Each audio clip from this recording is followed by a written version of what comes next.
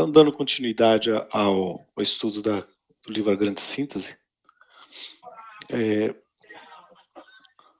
não acrediteis, como tantas vezes o fazeis, em vossas ilusões, que prêmio ou castigo, alegria ou dor, na eternidade da justiça divina, possa ser usurpados, como é de costume em vosso mundo. Tudo obedece a uma lei fatal de causalidade, uma lei íntima, invisível e inviolável, contra a qual nada pode a astúcia nem a prepotência. É lei matemática, exato cálculo de forças. Não há possibilidade de violação em tão férrea entrosagem de fenômenos. Ninguém escapa às consequências das suas ações, o bem e o mal que se praticam. É para si mesmo que são praticados. Antes da hereditariedade orgânica, existe a hereditariedade psíquica. É interessante isso que ele coloca sobre a questão da lei férrea, porque senão não deixa de ser lei natural, né?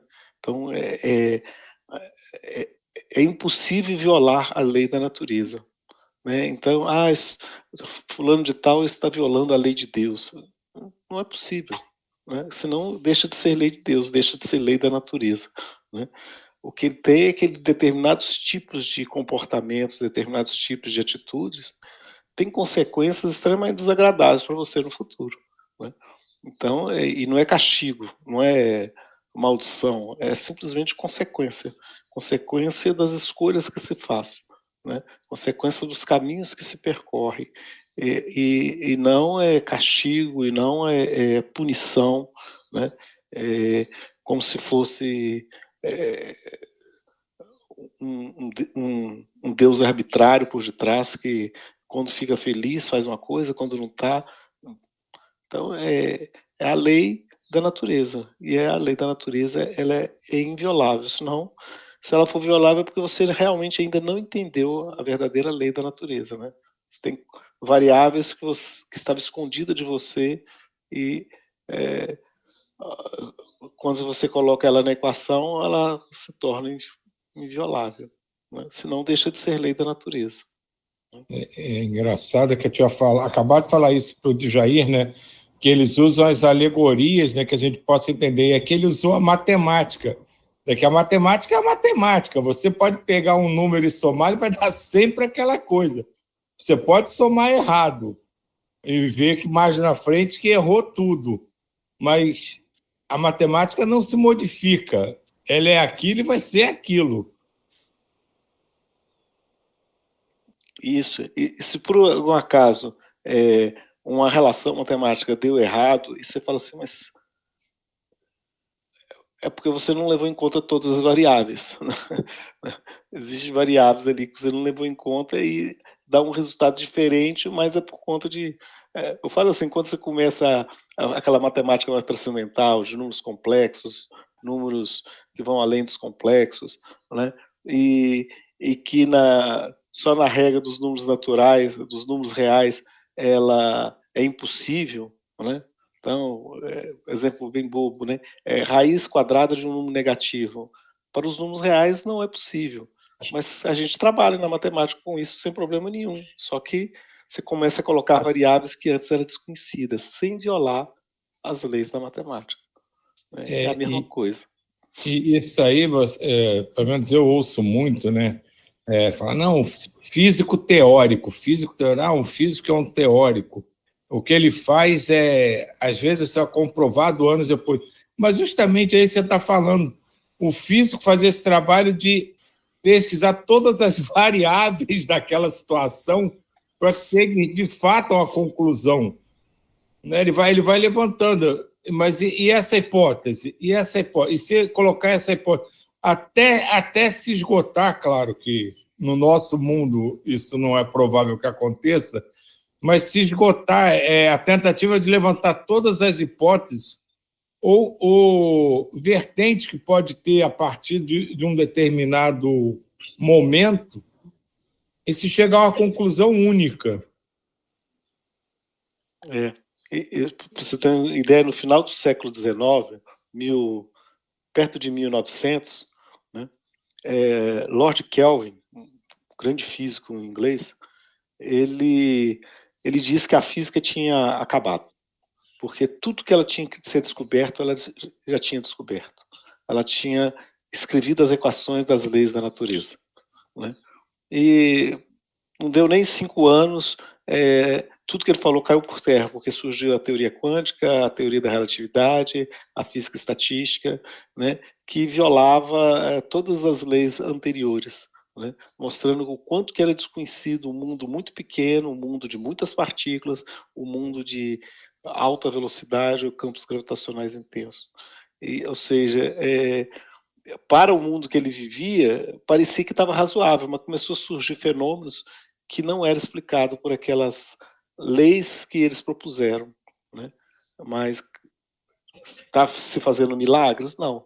Estava violando as leis da natureza? Não. Estava se reconhecendo novas leis da natureza. E assim também quando a gente começa a estudar o mundo espiritual, né?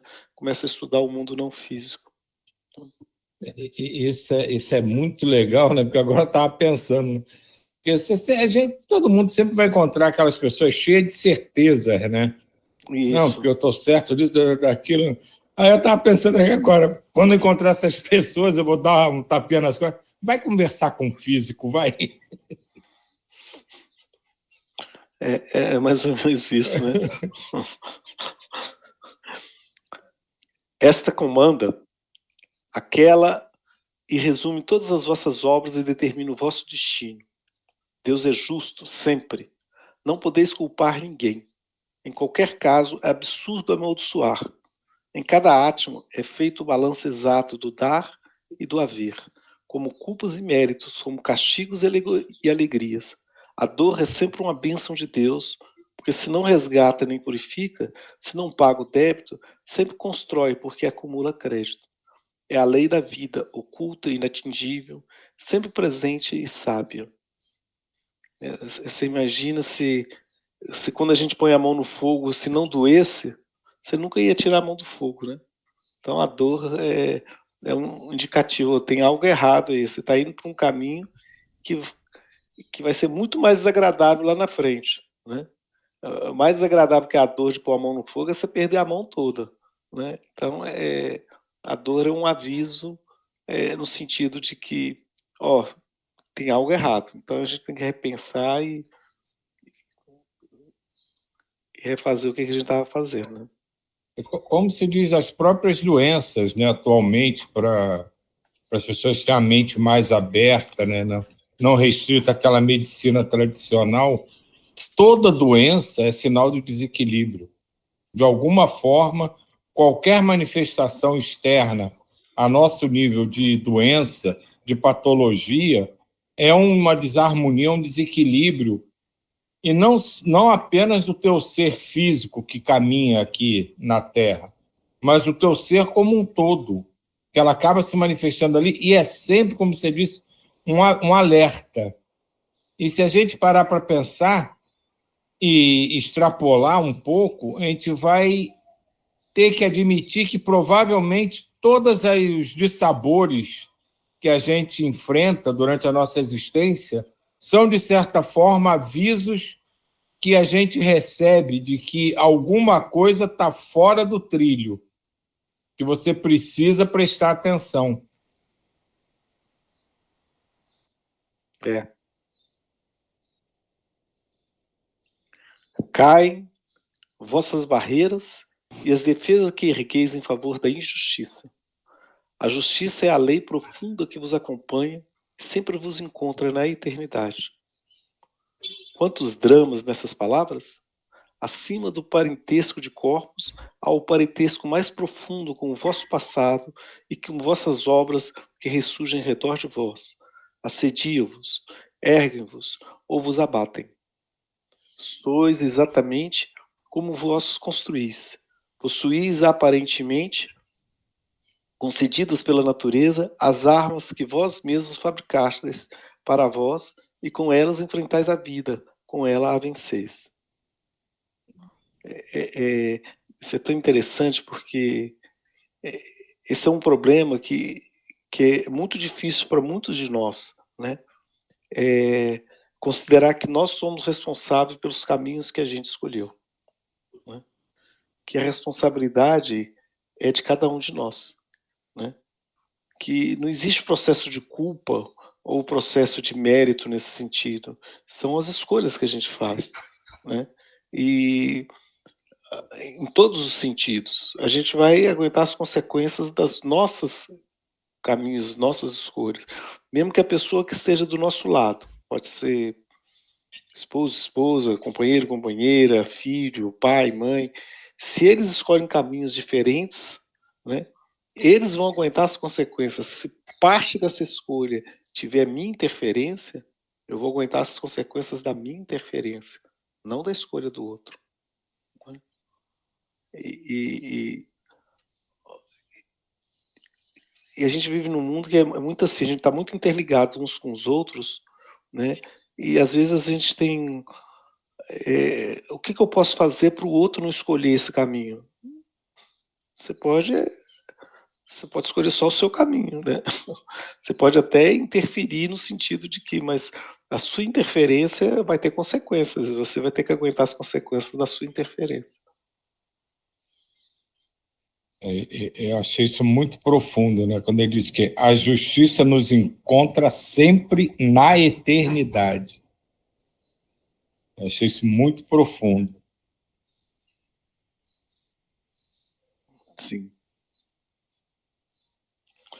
Ou seja, na eternidade é levado em qualquer época, em qualquer lugar, em qualquer época do tempo, né? Movimentasteis as causas que agora agem dentro e fora de vós. O presente é filho do passado, o futuro é filho do presente. Não culpeis ninguém. A gênese de uma vida não pode ser o efeito de um egoísmo a dois, que age em dano de um terceiro, impossibilitado de dar opinião. Como podeis acreditar que uma vida de alegria ou dor, tal qual dependeria a fixação de um estado definitivo por toda a eternidade, fosse deixada à mercê de um fato acidental, realizado sem consciência de suas consequências? Um fato tão substancial como é a vida e a dor de um homem em um organismo universal em que tudo é tão exato e justamente querido e previsto, como pode ser abandonado assim, fora da lei, no momento decisivo de sua gênese, que tem efeitos colossais? Não vedes o absurdo desse conceito? Como podeis crer que na imensa ordem soberana possa haver lugar para a loucura e a maldição, para a inconsciência e para a usurpação? E que se possam semear assim ao acaso, por irresponsáveis, as causas da dor? Então, isso é muito interessante, porque quando a gente tem essa certeza dentro da gente de que as leis da natureza são invioláveis e que a gente são consequências dos caminhos que a gente percorreu. Obviamente que tem alguns caminhos no passado, principalmente enquanto você for criança, né, são caminhos impostos pelos pais, pelos responsáveis, né? Mas depois que você chega na adolescência, na fase adulta, se você persiste naquela escolha do caminho que foi lhe imposto, né, é uma escolha sua também. Diga, Jair. Isso que o Silvio falou também achei muito profundo. Olha só, vamos raciocinar da sociedade de hoje como estamos, tá? A justiça ali profunda que nos acompanha sempre e vos encontra na eternidade. Ponto. O que acontece? Todas as religiões, todas as seitas, tudo que você queira falar, sempre condenam o adultério.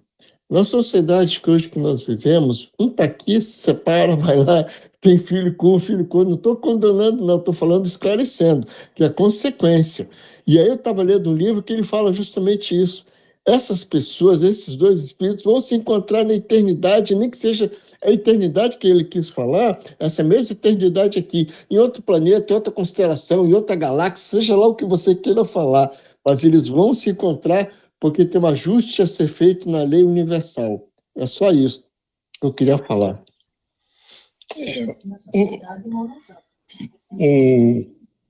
Esse aí, né, essa frase aí específica, né, que você releu também, para mim tem uma sutileza e até, eu diria, uma poesia, né? Porque ele fala de uma forma profunda e, para mim, bela, que não adianta você tentar se esconder ou fugir.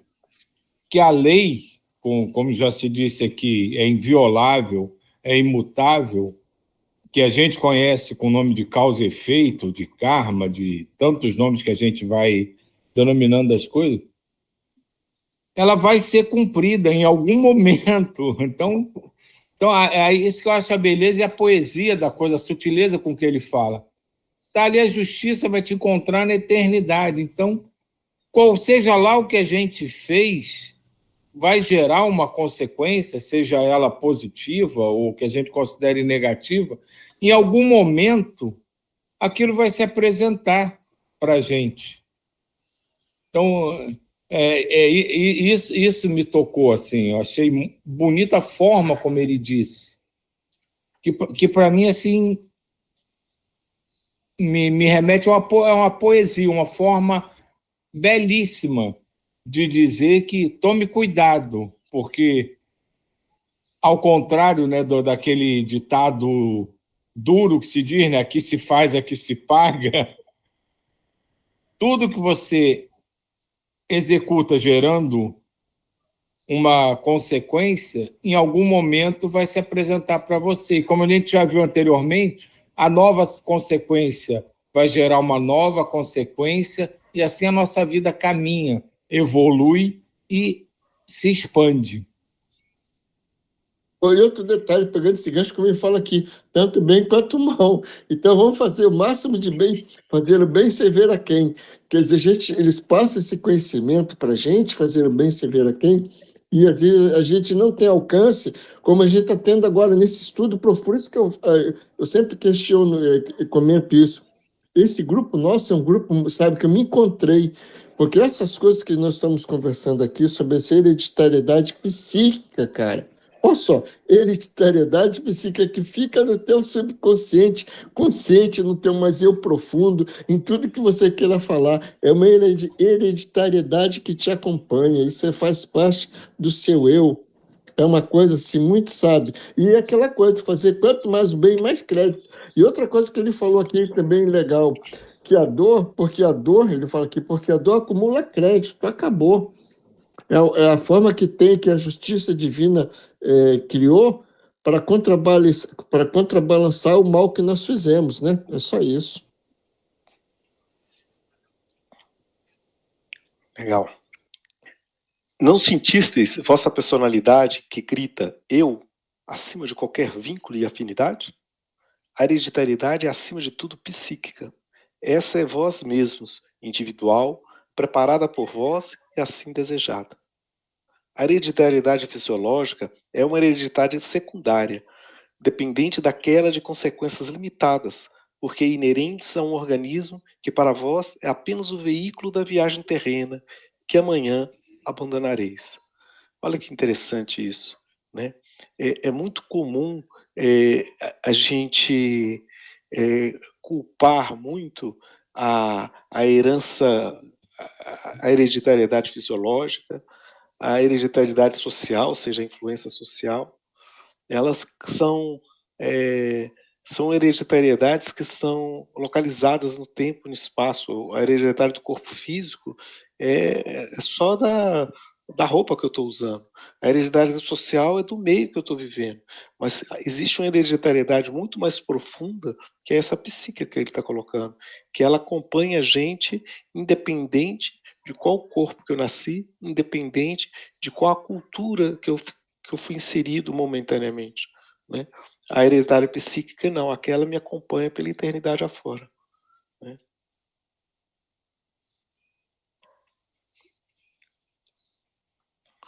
O parentesco familiar é parentesco orgânico, de formas, de tipos. Nesse vaso desceu o vosso espírito, não por acaso, mas por lei de afinidade.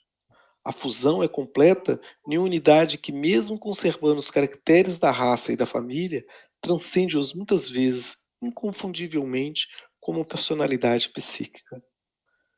Vem aí Vem daí as semelhanças e, ao mesmo tempo, tantas diferenças. Os genitores vos dão o germe da vida física, protegem o desenvolvimento, paralelamente ao da vida psíquica, descida do céu e confiada a eles. Respeitai e amai seu grande trabalho. Nas horas frágeis da juventude, vossa alma eterna está em suas mãos. E tremeis se sois vós os genitores, ao refletir que sois escolhidos como colaboradores no trabalho divino da construção de almas. Quem é pai e mãe sabe disso, o quão difícil é isso, né? E só quando a gente é pai e mãe que a gente percebe essa dificuldade, né? Enquanto filhos e filhas, a gente tem uma visão muito limitada, né? Mas quando essas almas passam pela gente, a gente sabe e o quanto que a gente é limitado no sentido de o quão é difícil respeitar as escolhas dos nossos filhos e filhas, né? A gente, mas esse caminho vai dar chabu lá na frente, né? Mas é a escolha dele. Ele precisa desse chabu para aprender mais, né? Fazer o quê? Né? A gente não pode mais, como que se diz assim, quando os filhos já estão adultos, querer interferir a ponto de anular a vontade e a escolha deles, né? Mas é difícil. Se a vida psíquica não é filha direta dos pais, tem parentesco com ele pelas vias da afinidade, que a chama e atrai para determinado ambiente. Nada confiado ao acaso. Muitas vezes a alma escolhe o lugar e o tempo, prevendo as provas que tem a vencer, que tem que vencer. Mas quando ainda não atingiu essa consciência e ainda não sabe ser livre, então seu peso específico, que resulta do grau de sua destilação espiritual, as atrações e repulsões pelas coisas da terra e a natureza do tipo que constituiu, guiam-no automaticamente para um espontâneo equilíbrio de forças em seu elemento único, na qual pode viver e trabalhar, do mesmo modo que tudo se equilibra no universo, no átomo, do átomo às estrelas. Olha que interessante que ele coloca aí de novo, né? Que quando a gente ainda não tem total consciência das nossas escolhas, nós vamos vivendo aquele automatismo, no automatismo nós estamos, né? Então, vai por afinidade, vai pelas... de forma natural, você vai por... Você vai ser atraído por aquela família de acordo com as nossas necessidades. Quando a gente transcende, eu posso até violar isso, né? Pela minha escolha, não quero nascer aqui, eu quero nascer lá, né? Eu quero nascer lá no Ártico, lá enfrentar o frio do Ártico. Eu quero nascer no deserto do Saara. Mas você não tem afinidade, mas eu quero ter essa experiência. Agora eu já posso escolher. Ótimo, tudo bem, você vai aguentar as escolhas, as consequências da sua escolha, né? Mas quando a gente não tem ainda essa capacidade, né, a natureza é tão bacana que ela vai deixando no automático, né? No automático. Aí essas diferenças, elas são até menos sutis, porque você é atraído por afinidades psíquicas, biológicas e sociais, né? E quando você começa a transcender isso, então você vê que aquelas almas que se destacam, parece que falou assim, mas fulano é filho de cicrano, mas não tem nada a ver. Claro, né? Ele transcendeu esse processo das afinidades biológicas e sociais e consegue ir além, né? Nesse ponto que o Pietro Baldi explica e descreve tão lucidamente, serve de base para a gente entender como que essas aglomerações se dão. O pessoal discute muito isso, né? Se fala muito de umbral, né? Aqui, durante a semana, se fala muito de umbral, de onde é umbral, o que é umbral. É exatamente esse automatismo. É uma afinidade que essas pessoas não têm consciência de escolher para onde vão. Então, eles acabam sendo atraídos por uma vibração que tem sintonia com eles. Então, Isso aí explica muito bem o que é a verdadeira lei de sintonia, que faz com que a gente busque pessoas semelhantes, pensamentos semelhantes, vibrações semelhantes, seja aqui encarnado ou no mundo espiritual. E é isso que acaba gerando as egrégoras, as zonas de vibração, sejam elas mais elevadas ou mais baixas. É esse mecanismo de afinidade. O que eu gosto, o que me dá prazer, o que me faz bem, é semelhante com o que está vindo dali. Então, eu vou naquela direção. Não necessariamente é uma escolha. Passa a ser uma escolha no momento que a gente atinge um certo grau de conscientização, que aí é como o Paulo falou, você pode, entre aspas, violar essas leis, porque você compreende o que está acontecendo. Aí você começa a ter, na verdade, direitos, né, entre aspas, de escolha. Eu não vou ali só porque eu estou sendo atraído ali, eu vou ali porque realmente eu quero ir até ali, porque eu entendo o que vai acontecer comigo se eu for até ali. E isso é uma base muito interessante para a gente refletir, para buscar o entendimento do que é essas zonas de vibração que são criadas ao nosso redor, na nossa casa, no mundo espiritual, no mundo encarnado, e por que às vezes a gente se sente bem num lugar e não se sente bem em outro, sem entender a razão. Isso que você colocou me lembra assim, é igual você... O homem não voa, não voava, né? Hoje a gente voa. O homem não podia entrar no fundo do mar. Hoje a gente entra, sem violar as leis da natureza.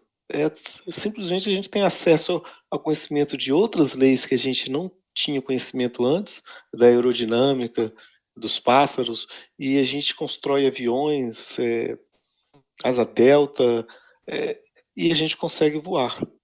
A gente consegue criar equipamentos, escafandros, que a gente consegue mergulhar no fundo do mar, né, e ir em locais que antes era impossível, né, sem violar as leis da natureza. Simplesmente eu tive acesso a outras leis, a outros fenômenos que antes eu desconhecia.